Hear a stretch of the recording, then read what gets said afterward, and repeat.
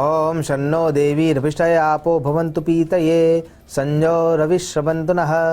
નમો નમઃ. તમારા બધાનું સ્વાગત કરું છું આધ્યાત્મિક મહાશક્તિમાં. શું નંગ કે ગ્રહોના આધારે આપણે જે કોઈ પણ નંગ ધારણ કરીએ છીએ એ આપણા શરીર માટે, માનસ માટે, ઓરા માટે, ઉર્જા મેળવવા માટે અથવા આપણા મન માનસિક કર્મને પાર પાડવા માટે ખરા અર્થમાં શું યોગ્ય છે અથવા કારગર છે અથવા એના અંદર એવી ક્ષમતા હોય છે કે જેના થકી જો આપણે આપણા મનની ઈચ્છા માટે એ નંગ ધારણ કરીએ અથવા રત્ન ધારણ કરીએ તો એનાથી આપણને યોગ્ય પરિણામ મળી શકે અથવા દુષ્પરિણામ મળી શકે? હા, મળી શકે. તો આ નંગ કે રત્ન કેવી રીતે કામ કરતા હોય છે એ પહેલાં વિચાર કરવો ખૂબ જરૂરી છે. રત્ન એ પણ આ પૃથ્વીનું એક અભિન્ન અંગ છે અને એના કારણે થઈને જે પૃથ્વીના પેટાળમાંથી અથવા નદીમાંથી અથવા પર્વતોના ગર્ભસ્થાનમાંથી જે આપણને મળે છે એ કાચા રૂપમાં મળે છે અને એ કાચા રૂપમાં મળ્યા પછી એના ઉપર ઘણી બધી પ્રોસેસ કરવામાં આવતી હોય છે. પણ એ કેવી રીતે કામ કરે છે? જેમ તાંબાનો વાયર છે એ અગ્નિનું સુવાહક છે, વીજળીનું સુવાહક છે, વિદ્યુતનું સુવાહક છે. અગ્નિ ઝડપથી એમાંથી પસાર થતી હોય છે જેના કારણે એ તાંબુ ઝડપથી ગરમ થતું હોય છે અને બરડ થઈને તૂટી શકે છે. એ જ રીતે વિદ્યુતનું સુવાહક હોવાના કારણે થઈને ખૂબ જ ઝડપથી વેગથી એમાંથી વીજળી પસાર થતી હોય છે.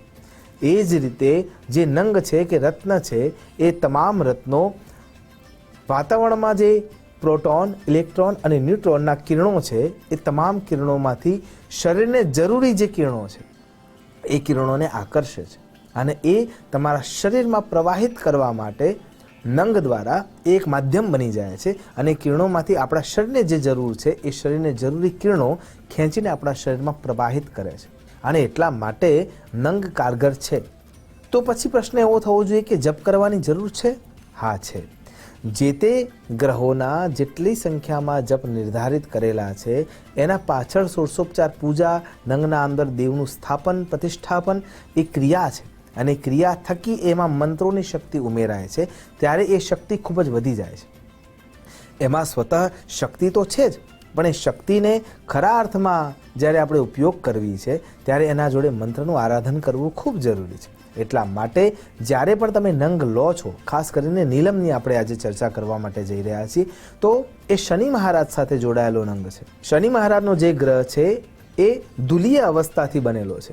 ચારે બાજુ ગેસના લેયર એના અંદર જોવા મળે છે અને એમાં જે 3 વલયો છે એ પૂર્વે જ્યારે શનિ મહારાજનો ગ્રહ છે એના ઉપર 9 પ્રકારના વલયો જોવા મળે છે. એ 9 પ્રકારના વલયોમાં શનિ મહારાજના વિશિષ્ટ વલયોની જે પ્રણાલી છે એ પ્રણાલીમાં જે મુખ્ય 9 પ્રકાર છે એ 9 પ્રકારમાં વર્તુળ આકારે એ ગોળાયા કરતા હોય છે અને એના બહારના ભાગમાં 3 પ્રકારના જે વલયો છે એ 3 પ્રકારના વલયોથી એ ક્રિયા ચાલતી હોય છે અને એ જે ક્રિયા ચાલતી હોય છે એને અધ્યાત્મની દ્રષ્ટિએ જો જોવા જઈએ તો 12 પ્રકારની રાશિ એના અંદર વર્ણિત હોય છે.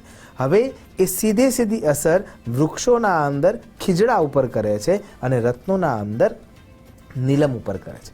ધાતુના અંદર જો વિચાર કરીએ તો લોખંડ ઉપર કરે છે. પણ જો નીલમ ખાલી રત્ન તરીકે આપણે વિચાર કરીએ તો નીલમનું જે રત્ન છે એ પણ એલ્યુમિનિયમ ઓક્સાઇડના આધારે જ બનેલું છે. એમાં સૌથી વધારે ઘનત્વ એનું જ છે અને એલ્યુમિનિયમ ઓક્સાઇડના આધારે જો જોવા જઈએ તો એના સાથે સાથે આયરન પણ એમાં જોડાયેલું છે, ટાઇટેનિયમ પણ જોડાયેલું છે, ક્રોમિયમ પણ જોડાયેલું છે, કોપરનો ભાગ પણ એમાં જોવા મળે જ છે અને સાથે સાથે મેગ્નેશિયમ પણ એમાં જોવા મળે છે.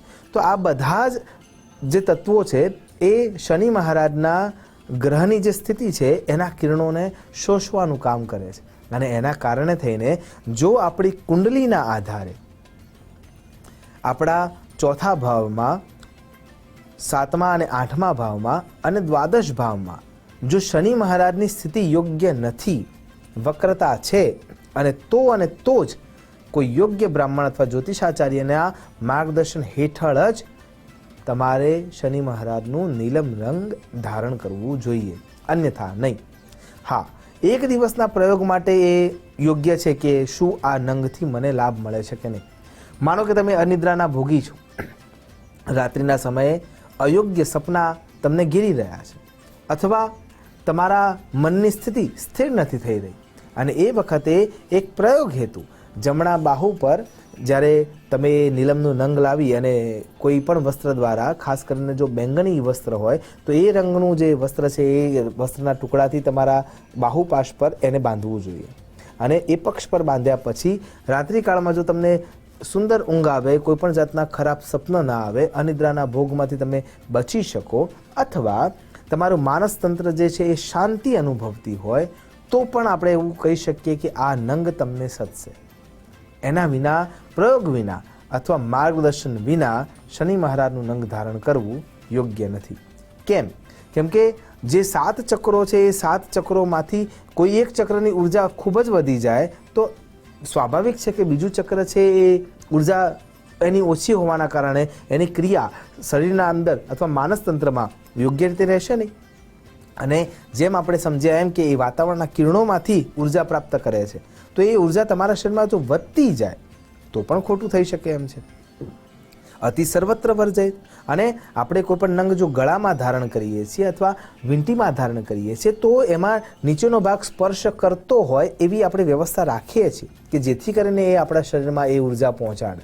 અને એટલા માટે શનિ મહારાજનો જો નંગ ધારણ કરવાનો હોય તો ખાસ કરીને એ જોવું જરૂરી છે કે એ તમારા શરીરને, મનને સુયોગ્ય રાખી શકશે કે નહીં. એટલા માટે કુંડલીના આધારે જ શનિ મહારાજને ધારણ કરવા જોઈએ. અને ત્યાં સુધી એ જો આપણને સદે છે કે નહીં એ પણ પહેલાં જોવું જોઈએ. એ રીતે જોવા જઈએ તો શનિનો પ્રભાવ વૃશ્ચિક અને મેષ રાશિ ઉપર સૌથી વધારે જોવા મળે છે. અને એટલા માટે એ જાતકોએ ખાસ કરીને શનિ મહારાજની આરાધના કરવી જોઈએ.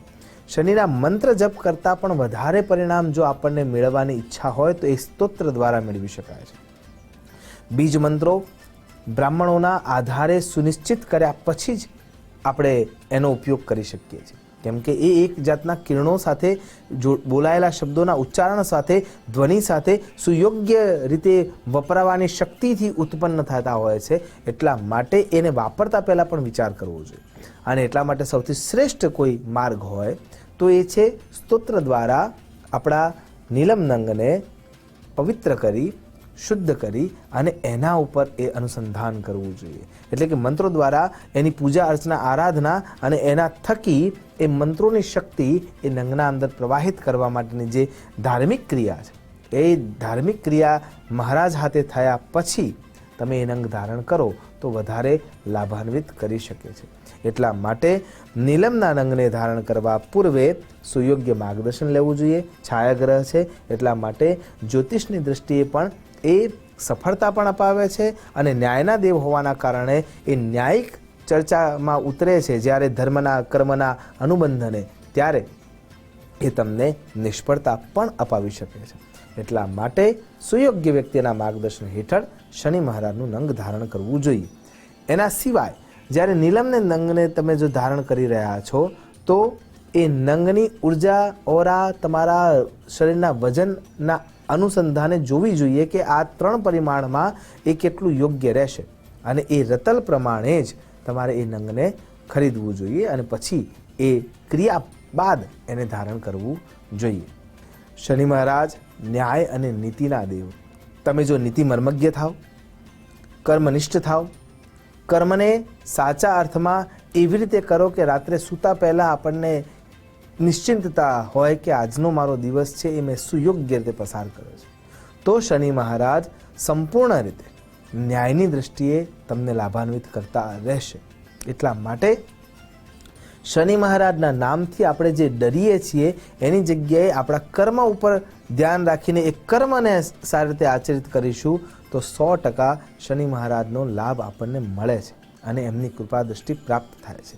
હા, મેં કહ્યું એમ કે જો શનિ મહારાજની આરાધના કરવામાં આપણે એમને તેલ અર્પણ કરીએ છીએ એ કરવું જોઈએ, એમને અલગ અલગ દ્રવ્ય અર્પણ કરીએ છીએ એ કરવું જોઈએ, પણ એના પછી આપણા કર્મમાં પરિવર્તનતા લાવવી જરૂરી છે.